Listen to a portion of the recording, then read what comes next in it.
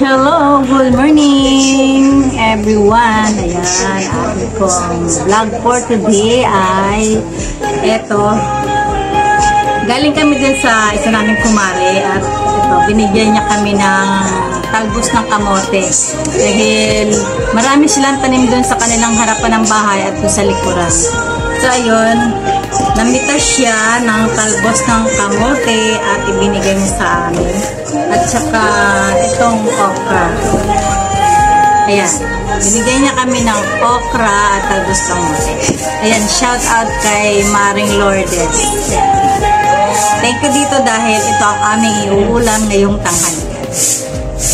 So ayan, atin ang himayin yung talbos ng kamote.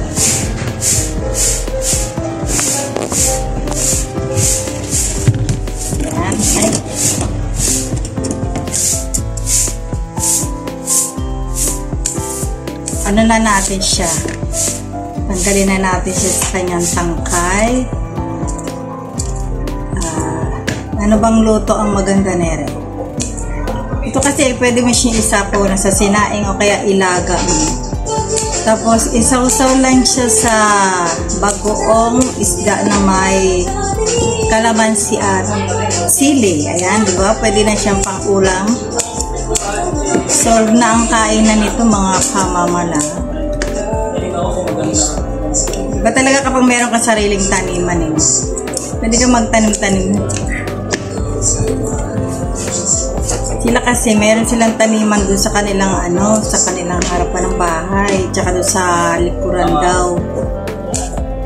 Meron sila rin tanim na kamuting kahoy, okra, talbos kamote, saluyot. Meron din silang tanim. At eto, talbos ng kamote.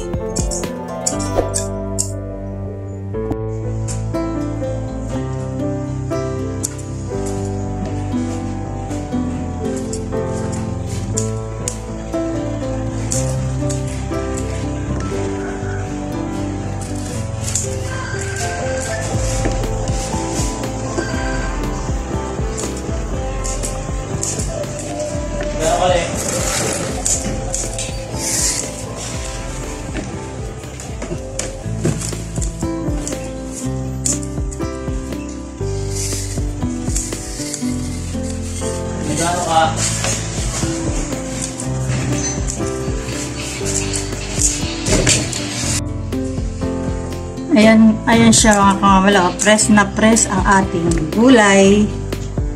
Talagang bagong pitas siya galing puno. Press gulay.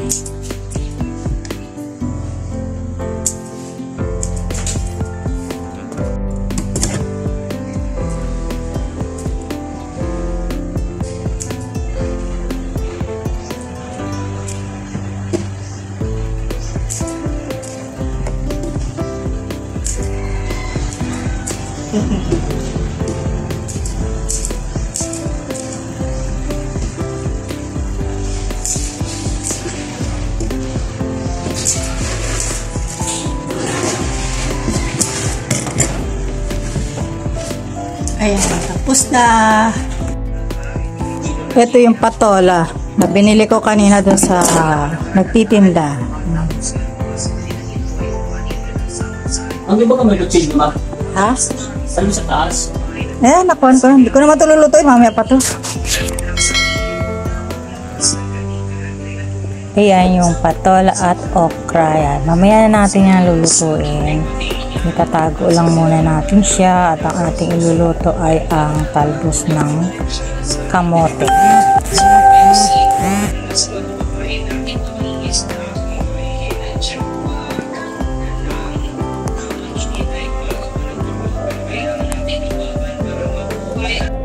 At yun na nga, hanggang dito na lang ang video natin mga kamamala. Hindi ko na po na-videohan yung aking pagluluto.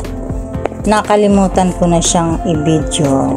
Maraming salamat. God bless everyone. Thank you for watching. Bye-bye.